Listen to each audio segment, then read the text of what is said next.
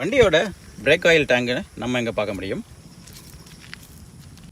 Brake oil சிஸ்டமும் நம்ம இங்கே பார்க்க முடியும்.